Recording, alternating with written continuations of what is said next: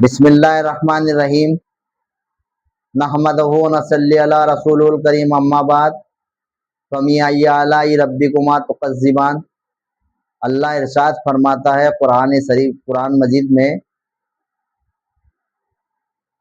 کہ تم ہماری کون سی نعمتوں کو جھٹلاؤ گے؟ بے شک اللہ کی کوئی نعمتوں کو جھٹلا نہیں سکتے ہم، کیونکہ انہیں بنایا ہی، ہمارے کو ہر نعمت عطا فرمایا، اب ہمارے کو جسم کے لیے زمین کی ہر چیز اگایا، پھل سبزی فروٹ اور ہر چیز اللہ تعالیٰ نے عطا فرمایا۔ ابھی ڈاکٹر کے پاس جائیں تو ڈاکٹر بولے ہیں اس کو یہ کھلاؤ تو اس کی تندرستی آئیں گی، ڈاکٹر بولے ہیں کہ سفرجن کھلاؤ، تروفے کا پانی پلاؤ، ہر چیز اللہ تعالیٰ نے زمین کے اندر سے اگایا، لیکن ہمیں پتہ ہے کہ روح کی غذا کیا ہے؟ ہماری روح کی غذا ہمیں غور کرنا ہے۔ حضور صلی اللہ علیہ وسلم کے صدقے میں اللہ تعالیٰ نے ہمیں سب کچھ عطا فرمایا، لیکن ہم اس کے احسان فراموش بندے ہیں، کیونکہ ہمیں کچھ پتہ ہی نہیں کہ اللہ تعالیٰ نے ہمیں کیا کیا عطا فرمایا۔ بس ہم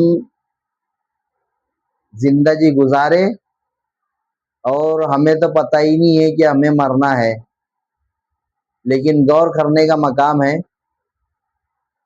کہ اللہ تعالیٰ نے ارشاد فرمایا کہ تمہاری روح کی غذا آسمان سے ہے اور زمین کی غذا جسم کا ہے، جسم کی توانائی زمین کی سے اگتی ہے اور آسمان سے جو نازل ہوئی وہ چیز روح کی غذا ہے۔ اب روح کی غذا کیا ہے پتہ ہے؟ ہمیں نماز ملی آسمان سے، اللہ تعالیٰ نے نبی کریم صلی اللہ علیہ وسلم کے شب معراج میں ہم کو آسمان سے نماز ملی، روزہ اللہ کا حکم، زکوٰۃ اللہ کا حکم، حج اللہ کا حکم، یہ سب روح کی غذا ہے۔ اب پتہ ہے روح کی غذا جب ہم انسان کھاتے ہیں زمین کی غذا تو ہمیں تندرستی لگتی ہے، جسم کو طاقت لگتی ہے، لیکن جب روح کی غذا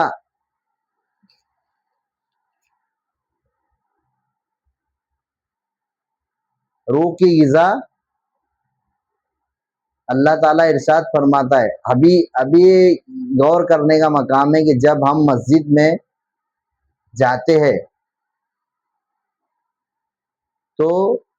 ہم نماز پڑھنے بیٹھتے ہیں تو اتنا سکون لگتا ہے،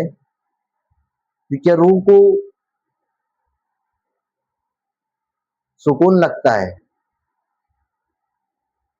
اور روزہ رکھتے ہیں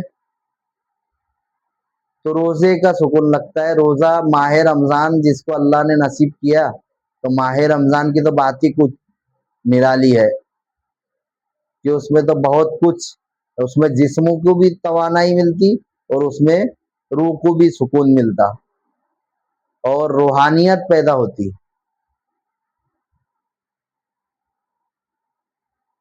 تو یہ سمجھ لو کہ ہمیں اللہ نے پیدا ہی اس کے لیے کیا، تو ہمیں چاہیے کہ ہمیں نماز میں دل لگائے، نماز پڑھیں گے تو تمہاری روح کو سکون لگے گا اور روح کو شفا ہوں گی، تو اللہ تعالیٰ میدان محشر میں تمہارے کو